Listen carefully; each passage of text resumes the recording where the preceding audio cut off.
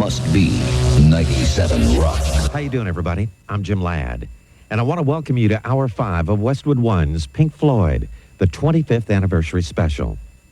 We begin exactly where we left off last time, at the midpoint of the wall. At this moment in the stage show, a gigantic 133-foot-long, 60-foot-high wall has been constructed in the front of the stage, symbolizing the separation that has occurred in rock and roll between the artist and the audience, as well as the walls each of us as people construct around ourselves. We'll pick up the story with Roger Waters and the song, Hey You. Oh, it's trying to make contact with him. It's a plea for contact. It's the first song since the wall was completed. And so it's and dramatically it was interesting because it was like the first thing that was done from behind this blank thing. Suddenly there's all this music and you can see lights going on behind it, but you can't see what's happening. That's what was good about it in the show. Hey you, out there in the cold, getting lonely, getting old, can you feel me? Hey you, standing in the aisles with itchy feet and fainting smiles, can you feel me? Hey you, don't help them to bury the light.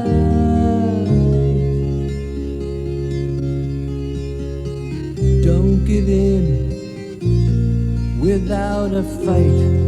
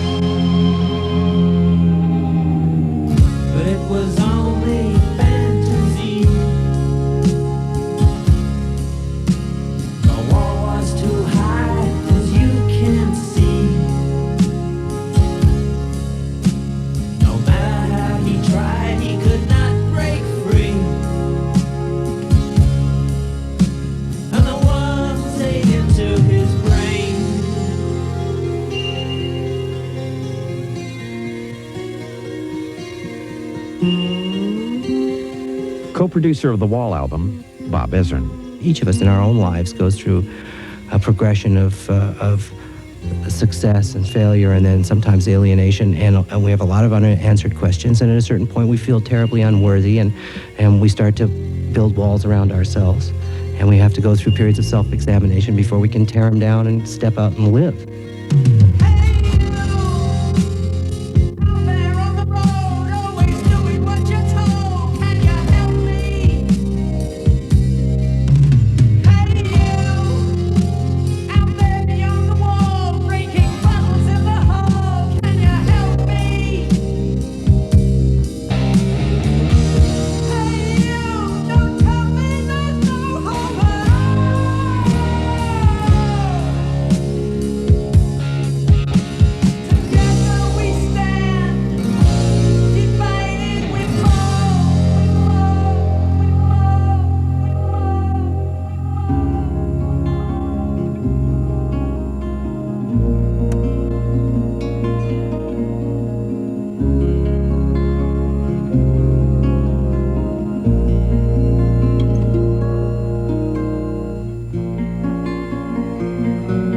of the most dramatic moments in what is undoubtedly the most dramatic piece of rock theater ever performed is when the wall was finally completed midway through the performance. It did leave one slight problem, however. What do you do for the second half of the show? David Gilmour. There was a point when it appeared like there was going to be a wall built in the first half and it was going to remain there for the whole of the second half with us playing behind it. And that didn't seem like a good idea, so we all pushed and hustled to create ways of having the wall there, but not having it obscuring all the action and everything that was going on. And so that came about by having the hotel room coming out of it and making holes in it to do this, that, and the other, and appearing out the front of it. Got a little black book with my poems in. Got a bag, got a toothbrush and a comb in. When I'm a good dog, they sometimes throw me a bone. I got elastic bands keeping my shoes on. Got those swollen hand blues. I got 13 channels of shit on the TV to choose from. I got electric light. I got second sight. Got amazing powers of observation. That is how I know. When I try to get through on the telephone to you, there'll be nobody home.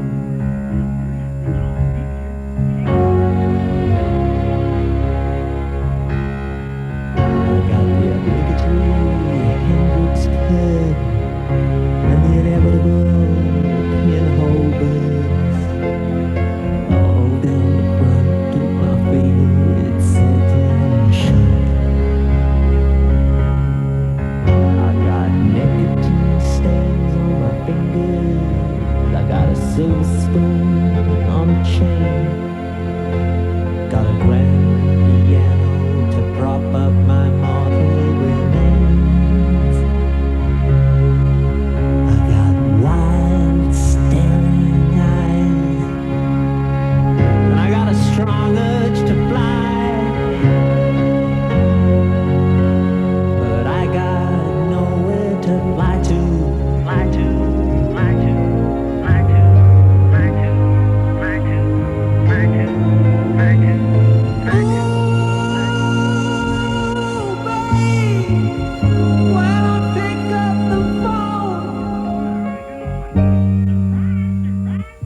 There's still nobody home.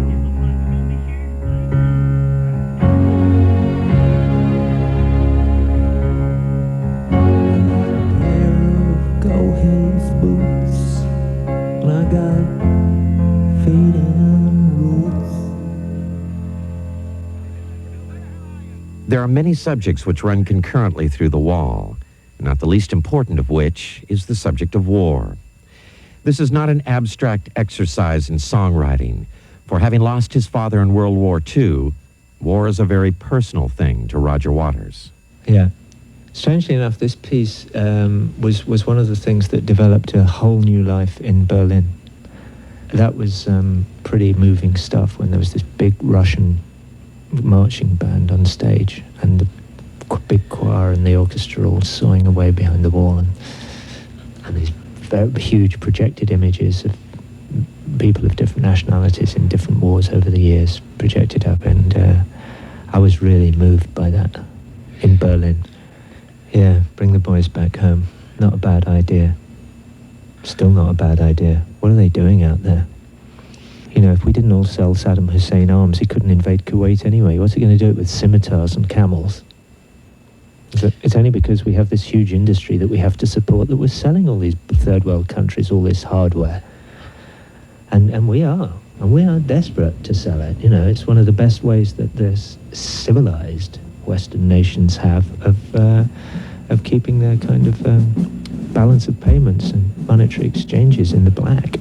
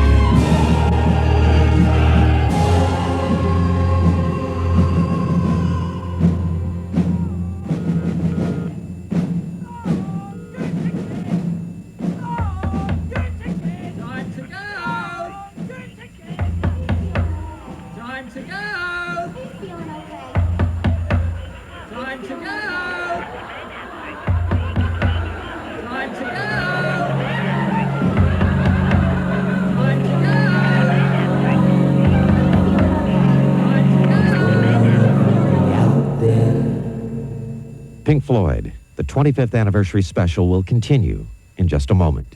We're now going to hear from guitarist and vocalist David Gilmour about the days leading up to the very first performance of The Wall at the Los Angeles Sports Arena as Pink Floyd, the 25th anniversary special, continues. I can't say as I remember the hoo-ha too much before, because we were just working too hard. I mean, we finished the album.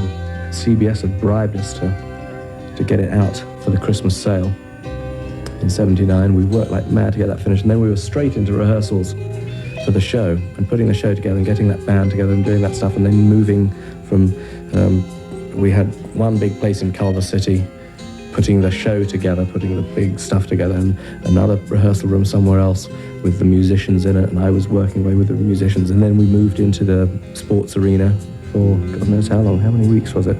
Can't remember. It must have been 3 weeks or something. We were in the sports arena putting that show, putting the music and the show together, and it was unbelievable hard work trying to put all that together. We were down to the wire, really. I mean, there was no room for improvisation and no room for anything, and it was, 100% concentration on just getting the cues and everything right and performing it right. So although I loved it as a show and it was great fun, it was musically it was not really good fun to play because it was too difficult. I had a huge cue sheet and I was following, I was listening to cues and counting people in, and it was difficult.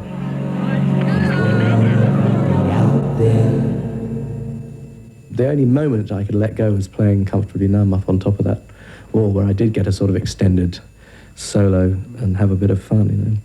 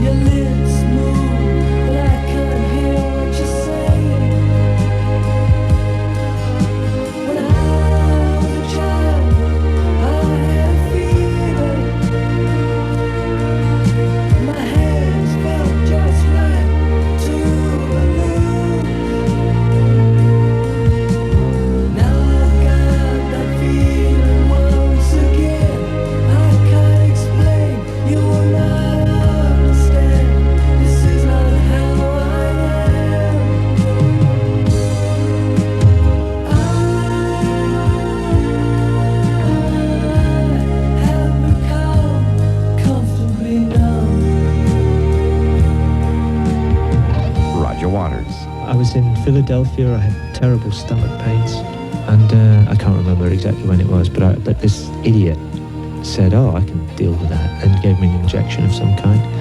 God knows what it was, but I went boom. That's not really what it's about, though. The song is actually about the kind of living-death condition that a lot of people find themselves in, where life seems unreal to them and they can't work out why.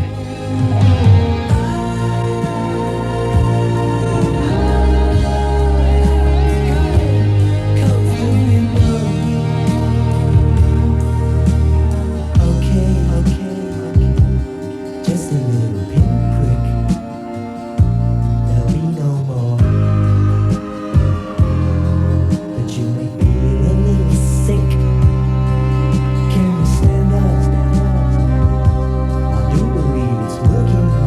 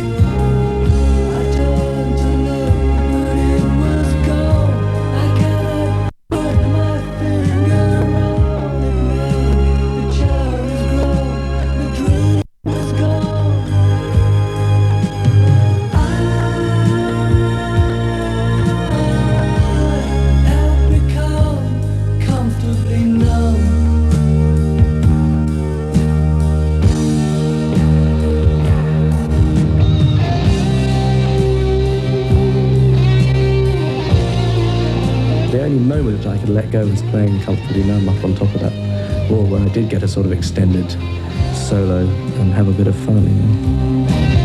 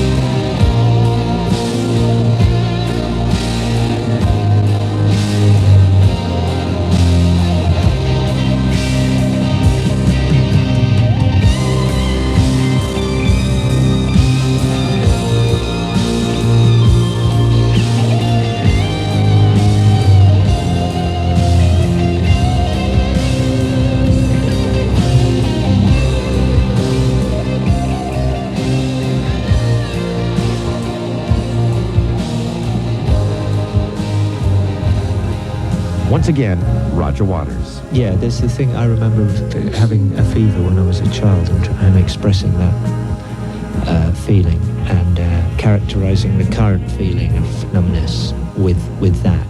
It's not numbness exactly. The thing about that delirium is that you can't put your finger on it. You can't describe it. You know, you cannot describe the feeling using words. And it's a feeling that I think you get when you're going crazy, probably. That everything suddenly is wrong. My hands felt like two balloons. That doesn't adequately describe the feeling of everything being too big or too small or too something. Suddenly everything is wrong.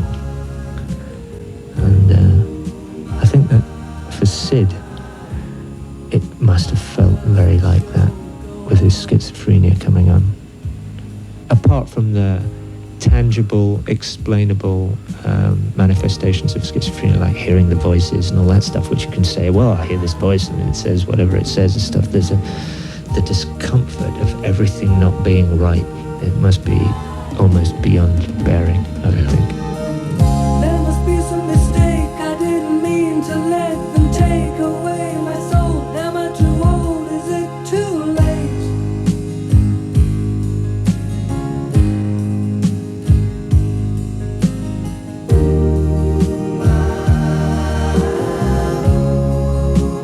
Where's the feeling gone? Will I remember the song?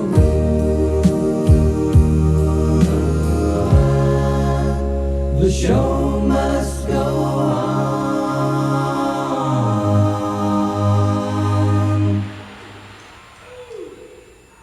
Pink Floyd, the 25th anniversary special, will return right after this. And we're back now with Pink Floyd, the 25th anniversary special. At this point in the storyline of The Wall, the character Pink has now mutated into a raving fascist. The exact opposite of how he, like all human beings, began this life. Roger Waters. He's accepted that he's walled off, and when you cut yourself off from other human beings, then you provide the opportunity to turn into a fascist demagogue in his case. You were trying to warn people about this happening in rock and roll in the 80s, meaning that rock and roll could be turned into this kind of negative force. Yeah, maybe I was. Yeah, that doesn't sound very real now, but maybe I was. I think it's more a general political statement than something specifically about rock and roll. I mean, it's been interesting the way that certain bits of rock and roll have been siphoned off and reduced to comic strip. You know, the Motley Crue end of the spectrum. It's just pure comic strip. It has nothing to do with the rock and roll that I love. I think it's only dangerous if it gets confused with, you know, with John Lennon, if you see what I mean. If people think that it's the same thing, it isn't. It's something completely other. It's like confusing comic books with Shakespeare. And it can happen because people think it's all rock and roll. And it is, in a way, just in the same way that the Fantastic Four and Shakespeare is literature of a kind, but it tends to get all lumped together, and the business takes Motley Crue as seriously as they take John Lennon, because the business is concerned with making money. And if people buy Motley Crue, that means it's just as important as John Lennon is, and it isn't. They want them to feel that this is it. This is the rebellion. This spandex and sunglasses, that's what rock and roll is. That's rock and roll. And it isn't. So ya thought ya might like to go to the show to feel the warm thrill of confusion, that space cadet glow. I got some bad news for you, sunshine. It isn't well. He stayed back at the hotel and they've sent us along as a surrogate band. We're gonna find out where you fans really stand. Are there any queers in the theater tonight? Get them up against the wall. Now there's one in the spotlight. He don't look right to me. Get him up against the wall. And that one looks Jewish, and that one's a cool. Putting on his riffraff into the room. There's one smoking a joint, and another with spots. If I had my way, I'd have all the shots. So that's a kind of slight concern to me. But that's the job. That's your job, and the job of other people in the industry, or really not mine, to point this out. And one of your great concerns has been with the blunting of radio as an instrument to disseminate that kind of information and those kind of feelings to the audience, because radio has now been, by and large, maybe it's fighting back slightly, but certainly in the 80s was sucked into a position where it was only an extension of the marketing arm of the recording industry. It became impolitic for radio to comment on this kind of issue, because they don't want people telling the kids that Motley Crue is a comic book thing and that it's not as important as Bob Dylan or John Lennon, and putting it down in any way.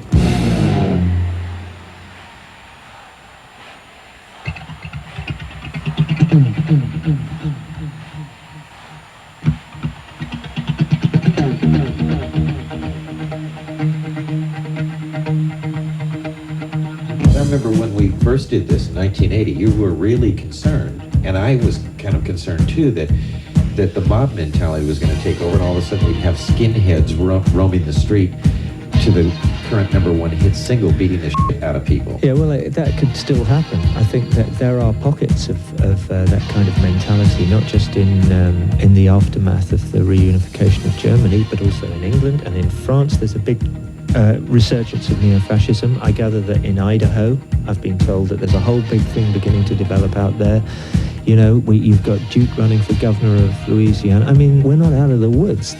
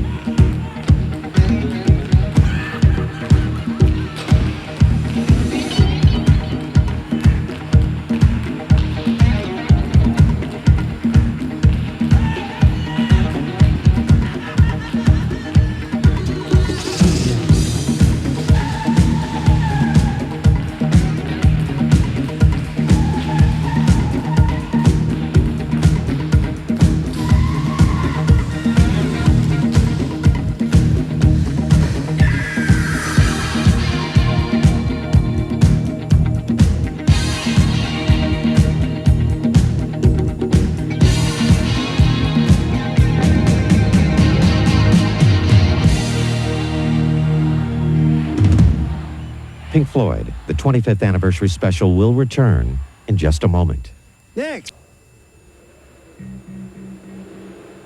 We're back now with the conclusion of Hour 5 of Pink Floyd, the 25th anniversary special, as we continue our conversation with Roger Waters. Waiting for the worms, the ultimate result of letting oneself become disengaged from one's own feelings and turning your life over to somebody else's control, which you're just talking about, the David Dukes of the world. All you have to do is follow the worms. Yeah. And we're right back to David Duke in the Fourth Reich. That's right, we are. And apparently, if you look at the expressions on the faces of these people when they're at those rallies, or even at maybe even at some rock and roll concerts and stuff, it's a comfortable place to be. It's very comfortable to be like one of the gang. Your father gave his life to that conflict, and 50 years later, we're still dealing with the same problem. If you fought a world war to get this across, okay, that problem is solved.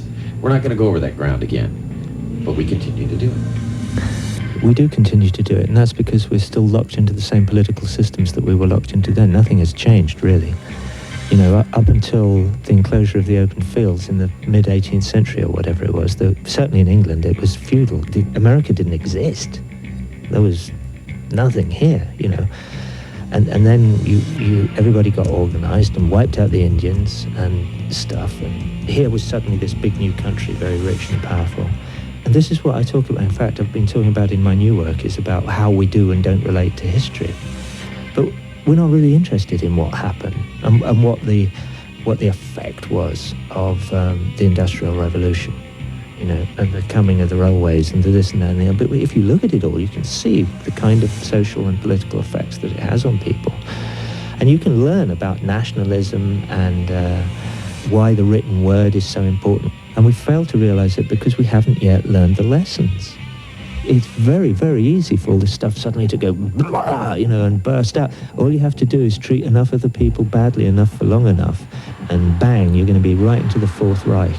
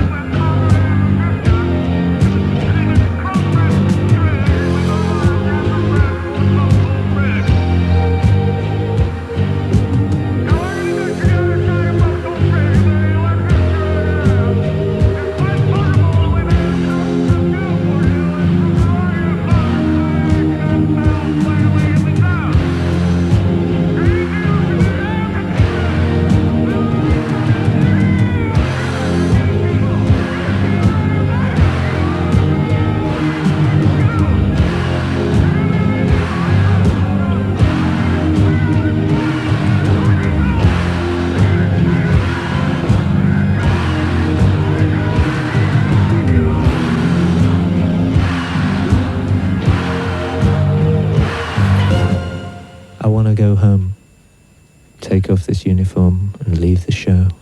And I'm waiting in this cell because I have to know. Have I been guilty all this time? Yeah, he wants to know if all this shit's his fault or not. Yeah. And of course it isn't. None of us are guilty. Even those, the wife beaters, you know.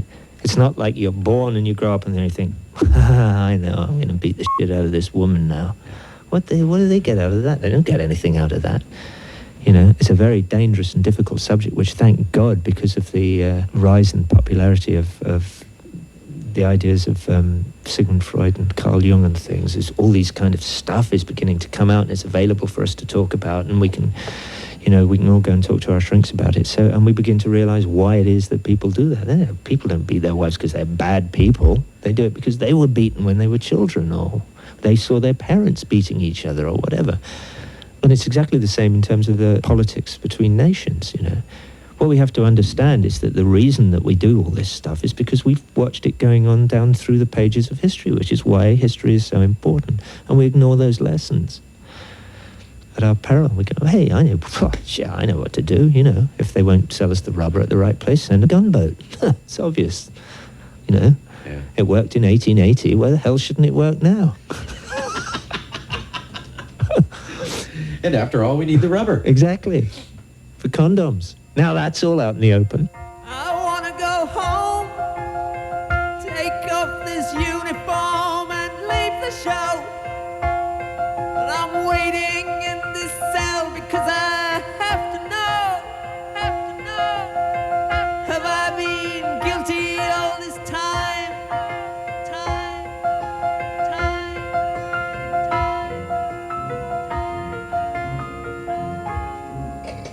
Here Pink is judged as being crazy. Now this I love. The guy has gone through this entire trauma of building this wall brick by painful brick. And now he is judged as being crazy for reacting to the very things that have brought him to this place. I mean, it's like catch-22. Well, he's judging himself, obviously. It's an internal dialogue that is going on between him and himself. I'm glad we're both here to talk to you today. That's the Aren't you? I am. I'm not as glad as you. I've never really liked Jim. Well, I know, but I would have left you at home if I could have done. I know that, and I resent it, rather. Sorry, Jim, don't mind him. That's all right. We'll leave him out of this. Yeah. But you, his punishment, of course, is to be exposed for who he really is. Yeah. And this is like the worst thing that could happen in society. It's all this stuff that we thought was so bad, or we think is so bad. And in fact, you know, when you own up to it, it's not bad at all. It doesn't matter. None of it matters. But in order to own up to it, you need to be loved. You know? But that's in my experience anyway. It's amazing how often if you go, okay, fuck it, you know, blah, blah, you'll find that whoever you say it to, or even if it's a lot of people, they go, that's not so bad. And you were worried about that, you know. That's all right. Hey, come on, let's go and have a beer. Sod it. Don't worry about it. Well, I should feel bad about you because of that. But we internalize all kinds of weird and crazy stuff, and which is never expressed. And when we internalize it, it's eating away at us, you know. And I think a lot of people go through life carrying a terrible inner burden, you know, which manifests as kind of humps and chips and stuff. It's probably, while you misused our language, would be one of the manifestations of your inner burden. And you're, of course, constantly nitpicking about my use of the language. Maybe an example of the things you've been carrying. See? You see, I told you he'd understand. Yeah, well, I don't think he's really got it. He has got it. He's okay. He hasn't the faintest idea what it is, but he has. We've been talking about it for hours now. He's clearly understood some of it. No, he hasn't. Sorry, don't take no notice of him. He's an idiot. Good morning, Your Honor. The Crown will plainly show the prisoner who now stands before you was caught red-handed showing feelings of an almost human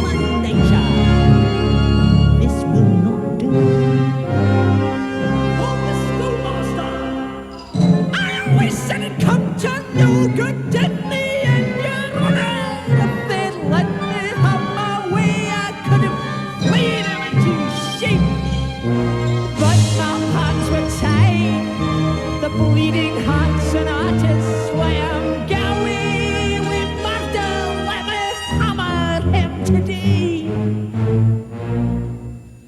Crazy toys in the attic, I'm crazy. Sure we got fishing. They must have taken my marbles away.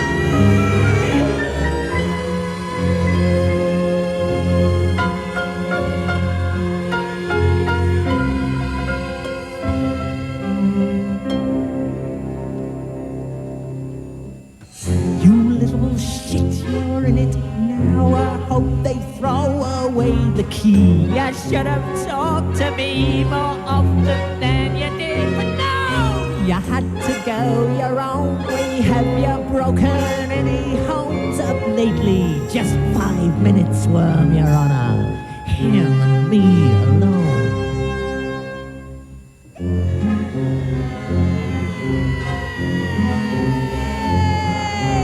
Come to mother, baby, let me hold you in my arms.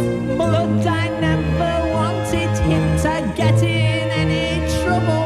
Why'd he ever have to leave me, worm, Your Honor? Let me take him home. Crazy over the rainbow, I'm crazy. Bars in the window.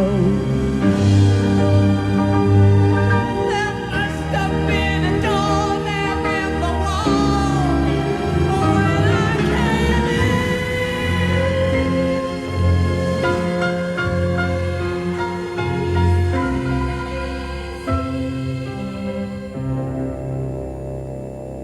The evidence before the court is incontrovertible. There's no need for the jury to retire. In all my years of judging, I have never heard before of someone more deserving of the full penalty of law. The way you made them suffer your accusing wife, mother, fills me with the urge to deprecate. Since, my friend, you have revealed your deepest fear, I sentence you to be exposed before your peers. Tear down the wall.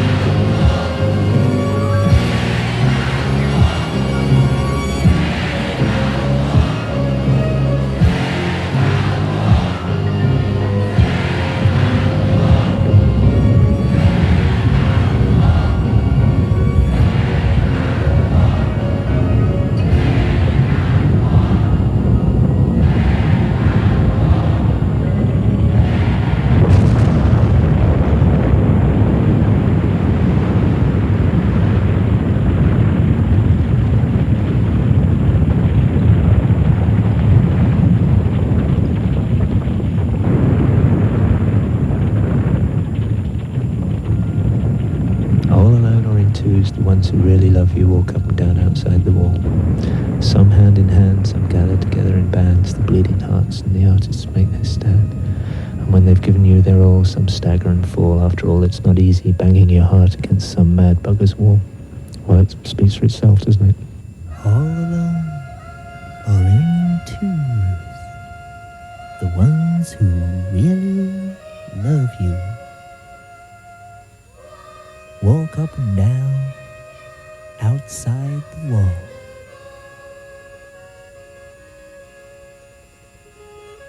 Some hand in hand, and some gathered together in bands.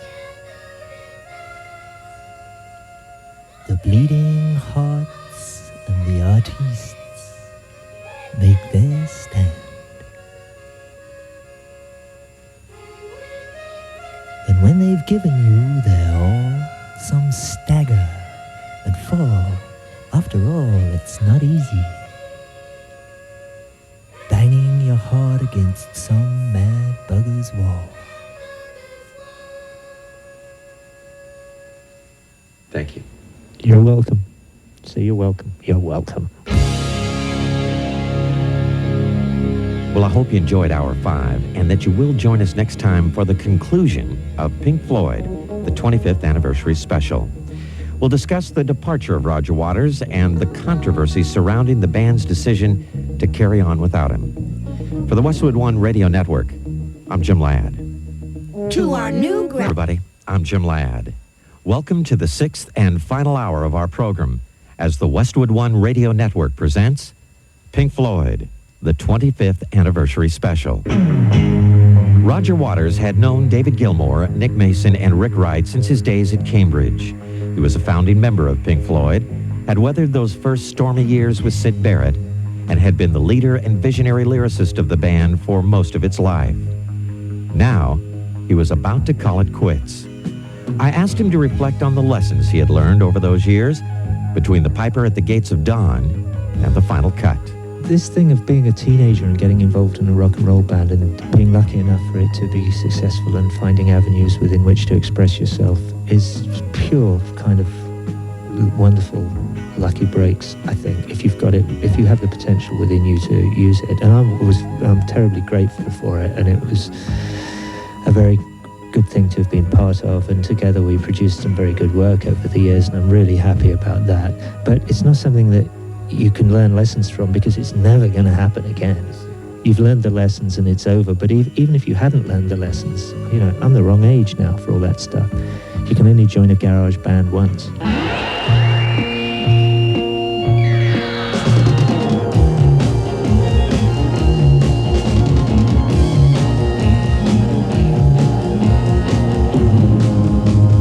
Emily tries but misunderstands. She's often inclined to borrow somebody's dreams till tomorrow. There is no other day. Let's try it another way. You'll lose your mind and play. Free gates for me. See Emily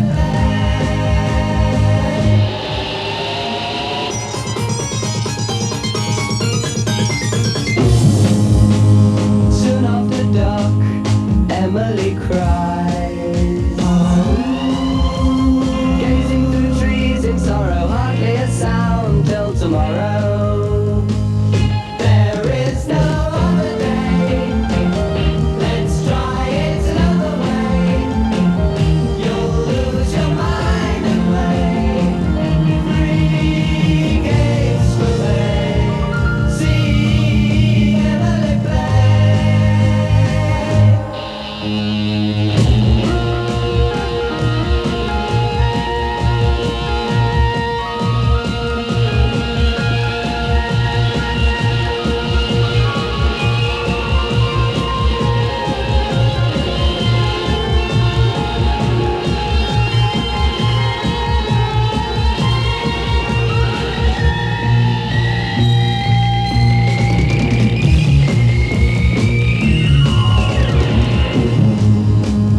Put on a gown that touches the ground. Float on a river forever and ever. Emily, there is no other day. Let's try it another way. You'll lose your mind and play. Free gates for me. See Emily play.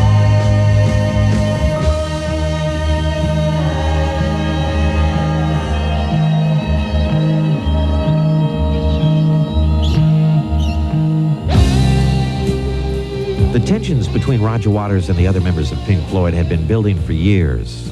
But when the split finally came, Roger left little doubt as to his feelings. There isn't going to be another album. It's over. It's finished. We're here, you know, to collect the residue. I don't know. I'm not sure that that's a view that would be expressed quite like that by David. Or so Anyway, so now the shit had hit the fan. No more albums. Jesus Christ, what are we going to do? You know, the golden goose is dying in front of our very eyes.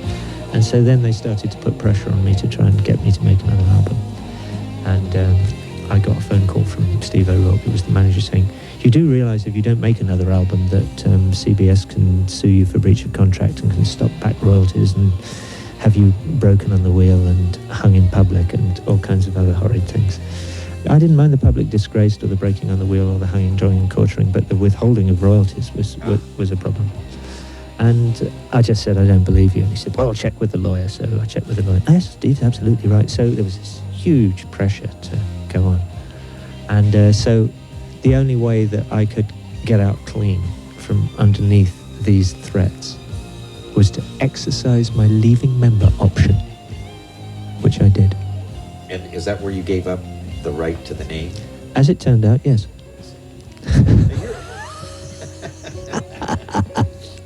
I never wanted the fucking name. Through the fish-eyed lens of tear-stained eyes, I can barely define the shape of this moment in time.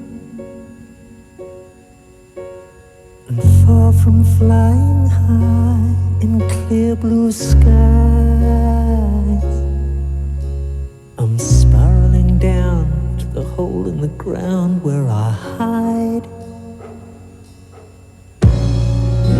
If you negotiate the minefield Right, and beat the notes and cheat code, electronic eyes, and if you make it past the shutdowns in the hall, dial the combination, open the priest hole, and if I'm in, I'll tell you.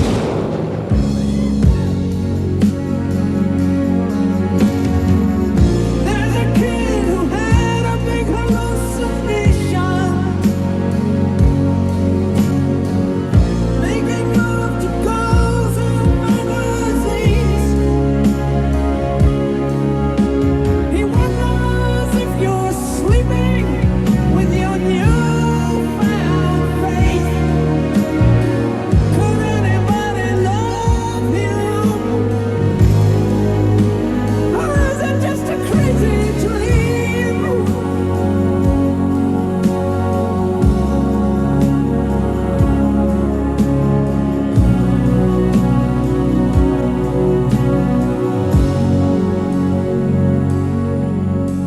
And if I show you my dark side, will you still hold me tonight? And if I open my heart to you, show you my weak side, what would you do? Would you sell your story to Rolling Stone?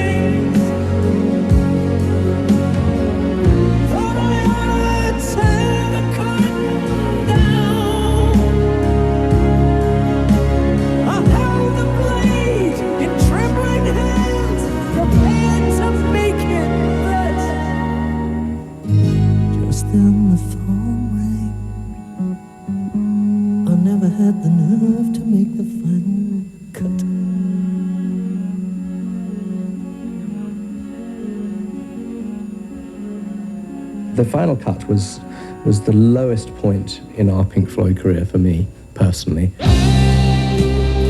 David Gilmour. I started off in the normal way trying to do my best on that record. I tried to point out to Roger that some of the tracks he wanted to put on it were tracks we had rejected off the Wall album because we didn't like them. You know, Roger just thought that I was interfering. He'd got to a sort of megalomaniac stage where he couldn't tolerate anyone else having any real say in what was going on. And we did fight horribly throughout that whole period until he said, "You've got to, come off the production thing for it." So I said, "Oh, well, I thought about it. It's a very bad period," but I said eventually I would come off the production credits, but I said, "I'm not paying you to produce it because I don't think you know what you're doing." And so I still got paid to be the producer, but I did. My name came off the credits, which I was happy not to have been credited as a producer on that in the end. It was the final thing really for us as the Pink Floyd with Roger involved. The memories of a man in his old age are the deeds of a man in his prime. You shuffle in the gloom of the sick room and talk to yourself as you die.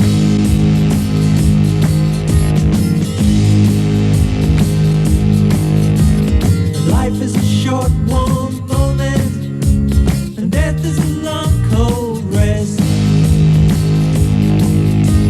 You get your chance to try in the twinkling of an eye. 80 years with luck or even less.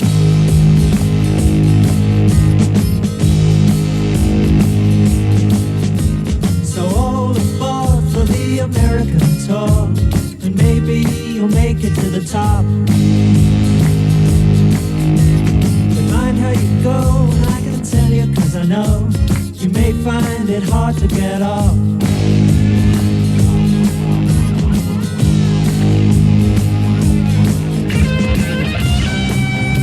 He had written all the words. I mean, all the words were his stuff.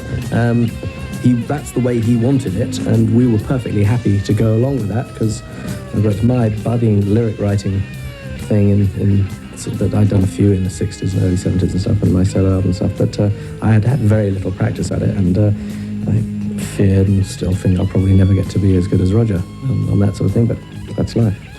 One of those things, there's no use crying over what you haven't got, I have always been here.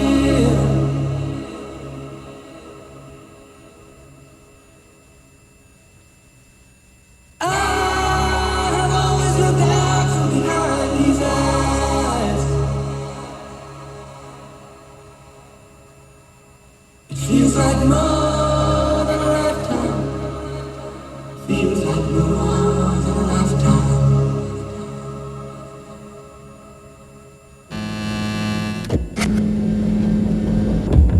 I didn't want to get into a huge slanging match, and I didn't want to get into a court action or any of that stuff. I just wanted to get on with my life. I mean, I failed to see, as I still fail to see, what I did to make Roger upset. I mean, it was my life as well as his life. It was Nick's life as well as his life. We both contributed in a very large scale to what Pink Floyd was. And trying to dissect the whole of Pink Floyd and analyse it and say who did what precisely in what proportion and who added the salt to the mixture, it's a pointless exercise. The fact is it was my career, and I had no intention of stopping. So I still, like I say, I still fail to see what I did to him. I just wanted to carry on with what I did for a living, in the way I'd been doing it. Roger Waters' objection was that Gilmour and Mason wanted to carry on using the name Pink Floyd. Rick Wright, although appearing with the band at shows, was by this time a contract player, having left Pink Floyd after The Wall, and Roger felt that the name should be retired. That is correct. And how right I was. In what way? Well, they've scrabbled around and made one album, but it took about 20 people to do it. I think there's 6 or 7 people credited with writing the record. There were a lot more who were involved in trying to write it who didn't. So it becomes like somebody saying, I don't know, look, we like this musical by Rodgers and Hammerstein. Unfortunately, one of them's dead, or they're both dead. Well, never mind, we can put a team together to copy what they used to do and make something that sounds a bit like it.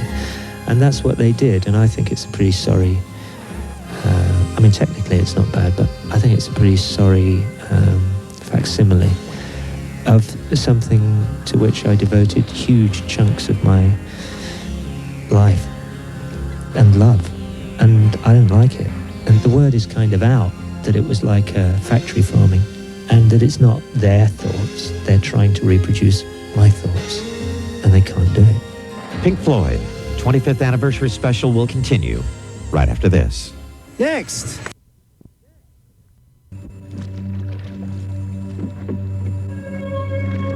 We're back now with Pink Floyd, the 25th anniversary special. If Gilmour and Mason were to continue as Pink Floyd, they would have to rebuild the band from the ground up. David Gilmour. Well, it started, I went to Greece on my Easter holiday with my kids and family and stuff in April of '86. And there I was actually starting to physically write down what I wanted to do, lyrics, start writing lyrics and stuff. And then we started that album when I came back from, again, a summer holiday in Greece, and had my new studio put together on a boat in Hampton. And we met up there, I think, must have been probably, I think it was the 1st of October or something like that in '86. We started putting all these demos and bits and pieces together with me and Bob Ezrin and Nick and stuff. And I took on Anthony Moore, who's a friend of mine, and he was a guy I found I could get on with very well. And he was one of several people I investigated to have as one of the collaborators on doing this, because I felt I could use some other help from other people. And I did try out with various people, but they, you know, these things are very odd, and they just didn't work out quite right for me. So I wound up with Anthony, and we co-wrote 3 songs. He came up with the lyric and the idea for On the Turning Away, and he came up with the lyric and idea for Learning to Fly, and I came up with the idea and the start point for The Dogs of War, which we then both worked on. And he's a person I feel very good around, so it was nice to have him around working on that.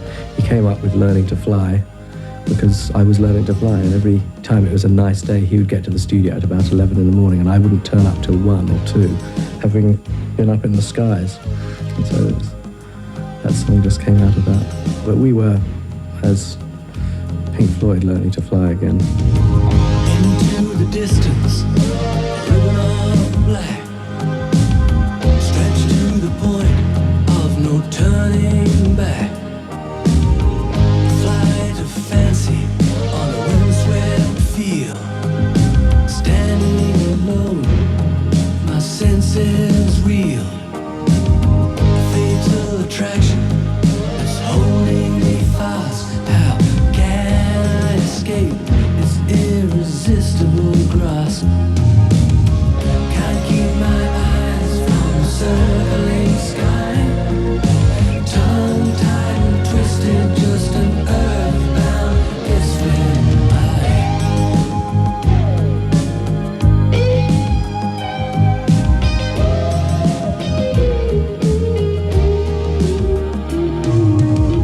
Ice is full. Let me know. Tears in yours. Setting sun. Once again, Nick Mason. Actually, that is another point about what we could achieve on the last tour that was previously impossible. And that was by doing a long enough tour, we could actually go to places that normally we just wouldn't have time to fit in. I mean, one of the problems is that if you're looking to maximize the exposure and the money, the tendency is to work America and Europe, and that's it.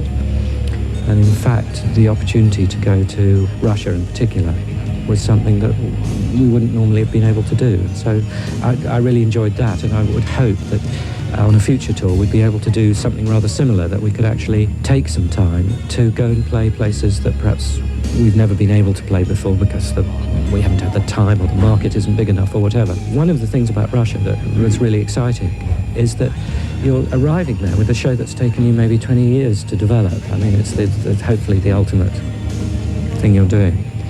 And they never saw you in 1971 climbing out of the transit van and with the bubble lights or whatever. And there's something quite exciting about hitting an audience with the show from scratch. I mean, a lot of the Americans who come to the shows have seen us over 15 years maybe, and have seen the development of the show and have some idea of what to expect. We don't need no education. We don't need no thought control. No dark sarcasm in the classroom. Teachers leave them kids alone.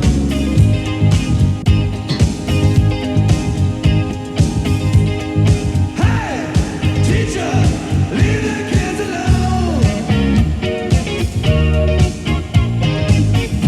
All in all, you're just another brick in the wall.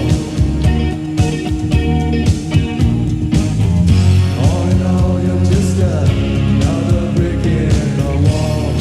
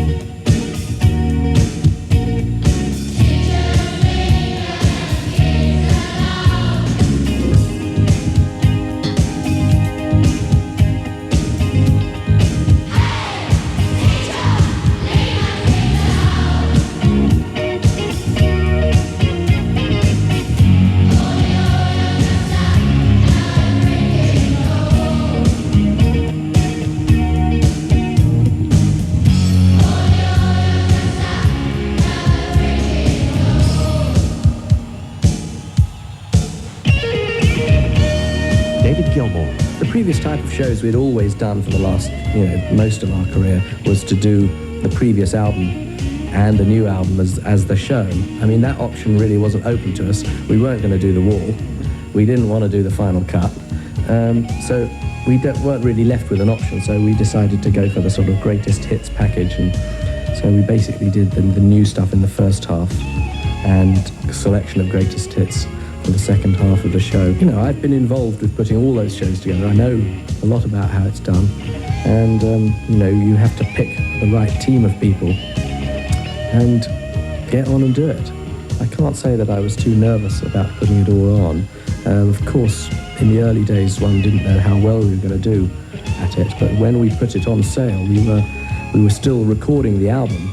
We we just got to Los Angeles in like May or something. May of 87, I think we put the 3 CN dates in Toronto on sale, and they all just sold out, bang, that day, the day they went on sale. And of course, that gave us a huge confidence boost at that time, because, we thought, God, if that's going to be like that, then we're not going to have to worry too much. We're going to sell some tickets. Nick Mason. The general feeling, or my feeling about the whole of the last tour, and the sort of launch into it after the record and everything else, was frightening and exciting. And actually, that's what you want, or that's what I want. If I wanted a quiet life, I'd take up fishing or whatever. It was frightening because, first of all, because you're never sure whether you've sort of actually got it right. You're still struggling with technical problems and musical problems. Plus, of course, the inevitable aggravation of an audience who might be upset or feel that you're no longer doing what you're sort of contracted to do. One of the things about rock and roll is that at the end of the day, the audience vote with their wallet. You can either do it or you can't. I asked Roger Waters if it disturbed him that the Momentary Lapse of Reason tour had met with such huge success at the box office. No, I'm quite certain that when I was in the band, I'm sure a large percentage of the people in the audience, particularly when we were doing stadiums, which is what they're doing now, and which I vowed I would never do again in 1977. When I wrote The Wall specifically about that situation, as we've discussed in earlier programmes. I suspect there were a lot of them there, which is why I felt so alienated, who wouldn't have been able to tell the difference between what was going on there and what went on their 1987 tour. There were some fireworks and some inflatables, and who gives a shit about anything else, you know? I do. I care about the ideas and about the fact that it's coherent and means something, and that it's heartfelt, and that the people who wrote it are performing it, and it means something for all those reasons.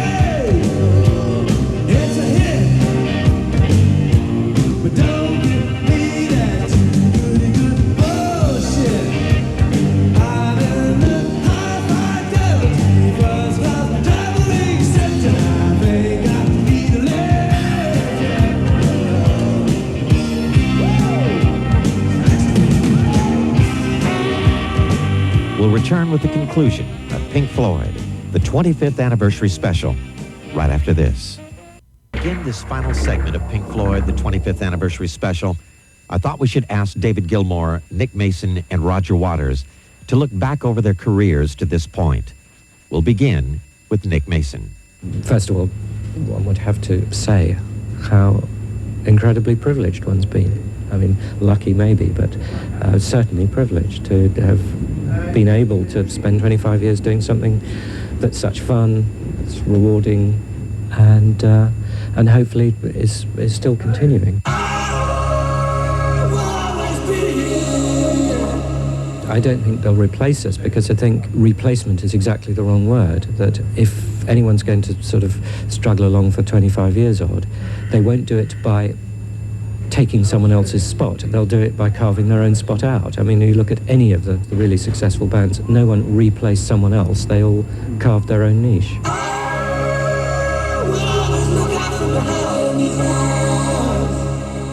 But of course, I'm not really sure how important it is to leave a permanent mark on civilization.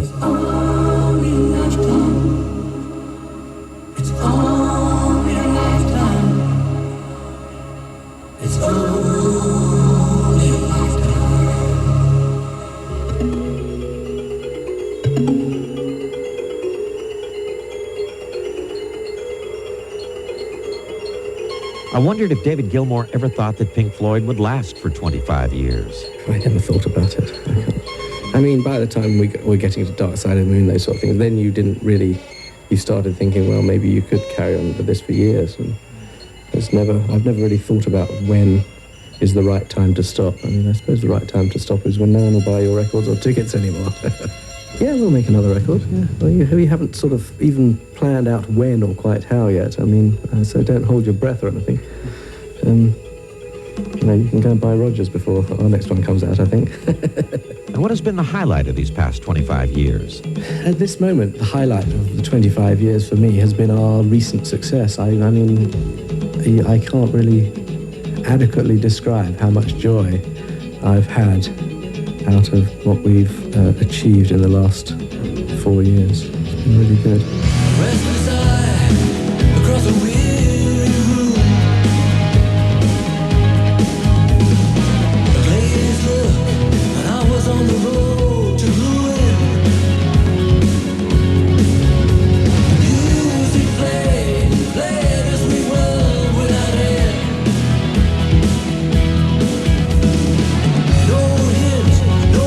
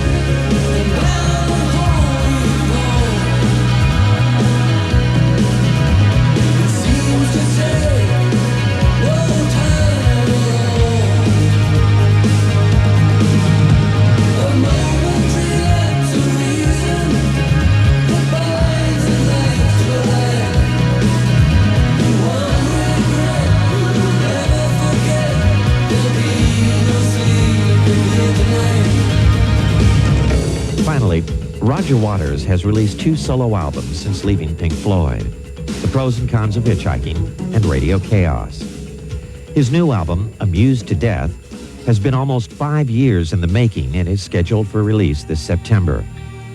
I asked Roger what he hoped people would come away with from his years with Pink Floyd. I don't know. If people sit in a room and listen to it and to get that thing that I get when I listen to records that have been made by people whose work I really admire and who I like, I think I admire it and I like it because I recognize the emotions in it. I think that's what is good about being an audience, is when you listen to something or watch something or read something and you go, God, I understand that feeling, but this guy has expressed it better than I could. And so that enriches my life. If I've done that for some people in the same way that Dylan and John Lennon and, people like that have done it for me, and Neil Young and many others, well then that's what I'd like them to remember of me. All that you touch and all that you see, all that you taste, all you feel, and all that you love, and all that you hate, all you distrust, all you say, and all that you give, and all that you deal, and all that you buy, borrow or steal, and all you create, and all you destroy, and all that you do, and all that you say, and all that you eat, and everyone you meet, and all that you slight, and everyone you fight, and all that is now, and all that is gone, and all that's to come, and everything under the sun is empty, and the sun is eclipsed by the moon.